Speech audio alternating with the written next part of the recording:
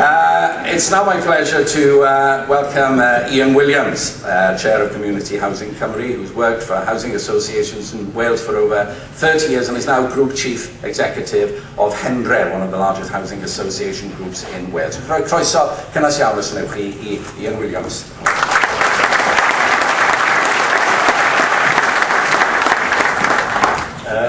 Thank you. I too need to be brief because I know the First Minister's got other commitments. Somebody's looking at me from just down there saying yes.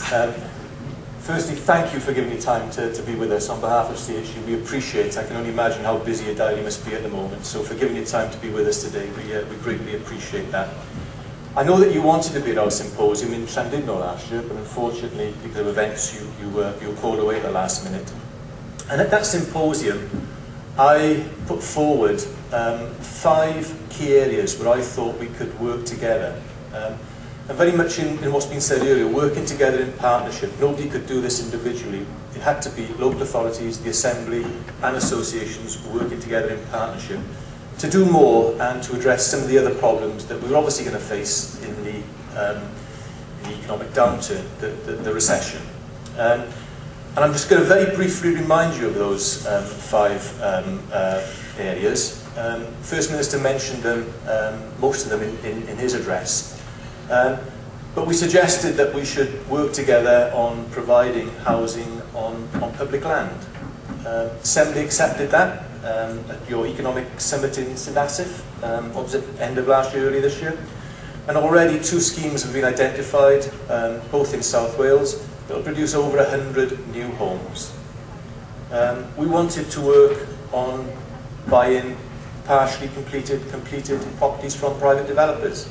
As the First Minister said, as Rhodri said earlier, we've had £42 million worth of skiff in the first tranche, another 20 million in the second tranche. That £42 million will produce something like 600 new homes.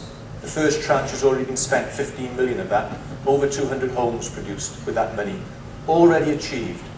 And it was achieved through one meeting where Assembly, WRGA, CHC got together and agreed the rules, and we were able to deliver. Really record-breaking stuff for delivering that sort of thing. We also wanted more investment into mortgage rescue.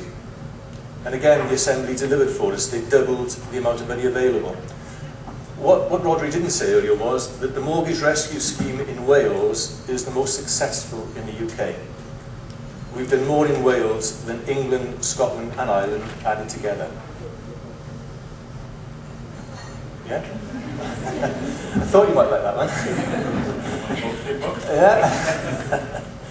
Yeah. We wanted more investment in financial inclusion, in help for people. Lots of people couldn't get money from the traditional sources with the recession and were turning to doorstep lenders.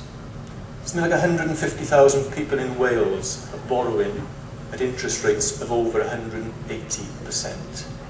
Something like 15,000 people in Wales are borrowing from illegal money lenders, unregistered money lenders. Rhodri talked about success stories in the recession. One of the big success stories is one of the money lenders who last year doubled their profits to £50 million. You can understand why.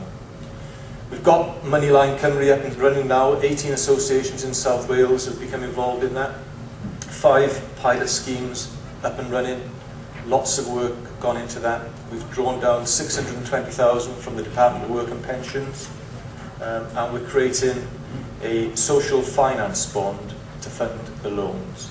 But more importantly, it won't just replace the loans that people have got, it'll also give them financial and money advice, which is probably just as important.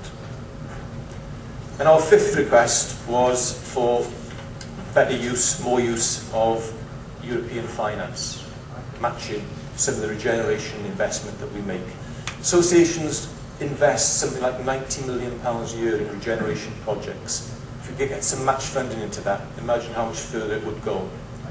And we were delighted when earlier this year the European Commission changed the rules so we can now start investing in some of the retrofitting projects that we mentioned earlier, which will help people with fuel poverty problems.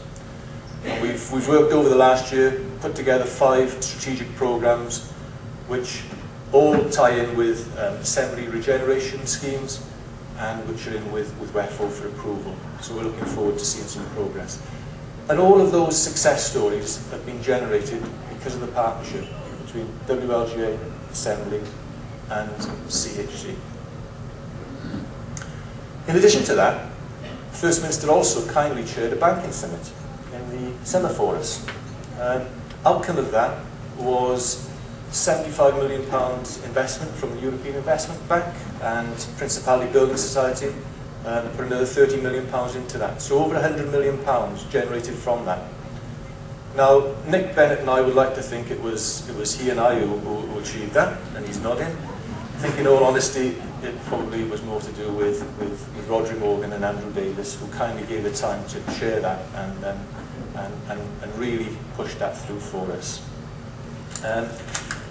So a lot has been achieved. A lot has been achieved from working in partnership. And there's no doubt that the personal support we've had from Rhodri over the years, his commitment to housing, his support for lots of things that many of you in this room have done, has been a big factor in the success that we've had. I know you've only got a fortnight left as First Minister, something like that, just under. We were talking when we were coming in whether it was just over a week or just under a fortnight. 12 days, you just told me. So it wouldn't be fair for me to give you a list of things that we want you to take back and